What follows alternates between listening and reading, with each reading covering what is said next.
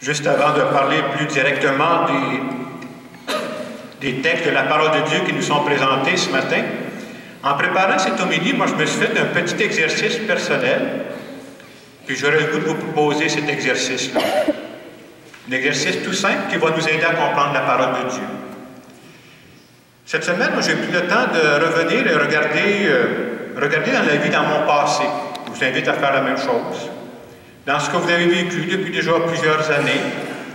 Et je vous demanderai d'essayer, c'est l'exercice que j'ai fait en tout cas, de trouver une personne signifiante qui a eu un impact dans votre vie à vous. Quand je dis une personne signifiante qui a eu un impact dans votre vie, là, souvent, vous remarquerez, c'est quand on a des tournants à prendre. Hein? Dans la vie, des fois, oups, il y a un tournant dans ma vie. Cette personne-là était là. À des moments de ma vie, c'est comme si cette personne-là est venue me donner des bons conseils. Puis c'était important pour moi, ça m'a suivi par la suite. Donc, une personne qui vous a touché d'une façon particulière dans votre passé. Ça peut être une personne qui est déjà décédée, mais une personne qu'on n'a pas oubliée. Moi, en tout cas, j'ai trouvé une personne. Celui à qui j'ai pensé, il est décédé, là. Quand on se rend compte comment ces personnes-là ont été bonnes pour nous, je pense qu'on peut tous reconnaître qu'on a des dettes envers ces personnes. Vous comprendrez que je ne vous parle pas des dettes d'argent, moi, là. Mais il y a d'autres genres de dettes qu'on peut avoir dans la vie, par exemple, pour des gens qui nous ont aidés. Et quand on a des dettes, je ne sais pas si vous avez déjà eu des dettes dans votre vie, vous autres, là. Moi, en tout cas, quand j'ai eu des dettes, quand je sortais des études, j'étais endetté, là, hey, je sortais pas, j'écoutais des films de Colombo, je voulais payer mes dettes le plus vite possible. Régler ça, ah oui. La personne à qui j'ai pensé, je ne sais pas à quelle personne, j'espère qu'il y a des figures qui apparaissent dans votre tête, là. Si je vous disais cette personne-là, surtout dans mon cas, je pense à quelqu'un qui est décédé, si je le rencontrais cet après-midi, j'essayais de penser à ça. Puis il me disait, Jacques, j'aurais besoin que tu me rendes un service. Je vous garantis, pour la personne à qui je pense présentement, je partirai en courant pour aller l'aider. Parce que je suis tellement conscient que j'ai des dettes envers cette personne-là. Je vous parle de ça parce que je vais en revenir tantôt. Il me semble que la parole de Dieu d'aujourd'hui vient nous indiquer comment on peut remettre nos dettes envers ces personnes qui ont été tellement signifiantes pour nous. Alors, je reviens au passage biblique. On a fait la première lecture, puis l'Évangile, je trouve qu'elles se répondent bien, ces deux lectures-là, ce matin. Dans la première lecture, on nous parle qui est Dieu pour nous, comment Dieu est bon pour nous, et dans l'Évangile, on nous dit comment on pourrait répondre à Dieu pour la bonté qu'il a fait dans notre vie. Dans la première lecture, c'est tiré du prophète Ézéchiel.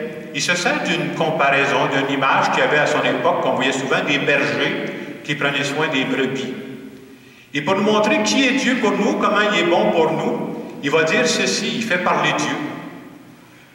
Il va dire, c'est Dieu qui parle, il va dire, la brebis perdue, je la chercherai. L'égarée, je la ramènerai. Celle qui est blessée, là, je la panserai. Je vais y faire des pansements, là. Donc, pour chacune des brebis, c'est comme on va nous montrer que Dieu, c'est comme une bonne mère, un bon père de famille qui s'occupe de tous ses enfants. Mais ceux qui sont parents ici, vous allez comprendre ce que je veux dire. Non seulement Ézéchiel nous dit ça, Dieu est comme un bon père, une bonne mère qui s'occupe de tous ses enfants, mais en particulier un. Quand tu es parent, vous savez lequel de tes enfants tu t'occupes le plus? Celui qui en arrache. Si jamais votre fille va mal, si jamais votre gars rencontre une grande difficulté, je peux vous dire que le premier qui va être dans vos pensées, ça va être lui. Ça va être elle. Et Dieu, c'est comme ça pour nous. C'est une belle image pour nous montrer comment Dieu est bon pour nous. Et quand on applique ça à nous, on peut reprendre les étapes de notre vie. Hein? Quand tu viens au monde, tu es à la période de ta vie où tu es complètement dans le besoin. Si nos parents avaient dit, bon, pendant 2 semaines, là, je m'en vais en République, on va le mettre sur la table, on le reprendra en venant. Ça ne marche pas.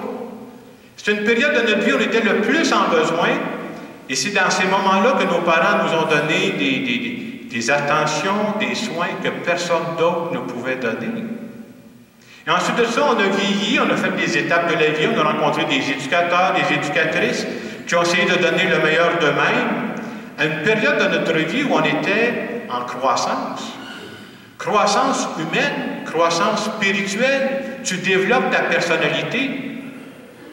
On peut dire qu'on a des dettes envers ces personnes-là qui ont été bonnes pour nous. Et tout le but de l'Évangile, c'est de nous dire, si Dieu a été tellement bon pour nous en passant par ces personnes-là, comment on pourrait lui rendre l'appareil? Comment je pourrais remettre mes dettes? Et la façon de dire qu'on peut remettre nos dettes, c'est que l'Évangile nous dit qu'on peut faire ça par personne interposée. Ce que vous avez fait au plus petit d'entre les miens, c'est à moi que vous l'avez fait. Autrement dit, l'Évangile veut nous dire que la vie, c'est comme une grande chaîne. On pense toujours que moi, tout seul, je suis capable de me débrouiller sans vous autres. Là. C'est pas vrai, pas tout. Là. On est attachés les uns aux autres beaucoup plus qu'on pourrait le penser. C'est ça que j'appelle la chaîne de la vie. La chaîne de la vie, ça veut dire qu'il y a des personnes qui, à certaines étapes de ma vie, arrivent dans ma vie. Et à chaque fois qu'arrivent ces nouvelles personnes-là qui vont passer un bout de temps dans ma vie, c'est l'occasion de créer un nouveau lien avec ces personnes-là. Et dans ce lien-là, c'est quoi le but? C'est de faire circuler la vie. J'ai besoin de ces personnes-là, et ces personnes-là ont besoin de moi. Le contraire de ça, ce serait de dire, moi, là, je m'enferme sur moi-même.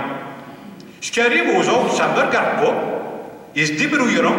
Si ça va mal, qu'ils crieront au gouvernement, ils demanderont des services au CLSC, au Centre d'action bénévole. Ça ne me regarde pas, moi, ça. Le danger dans nos sociétés individualistes, c'est d'arriver à penser comme ça. Alors que l'Évangile nous dit, ben non, vous avez besoin les uns des autres. C'est ça qui va faire que votre vie va être agréable. Et on pourrait se demander, quelles sont les personnes qui vont être le plus heureuses? Les personnes qui vont choisir de tendre la main, de faire circuler la vie, ou les personnes qui vont se renfermer sur elles-mêmes pour dire, tout ce qui me regarde, c'est ma vie à moi. C'est clair, hein?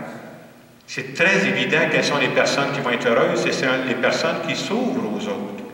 Alors c'est ça que l'Évangile veut nous dire en disant, ce que vous avez fait au plus petit d'entre les miens, c'est à moi que vous l'avez fait.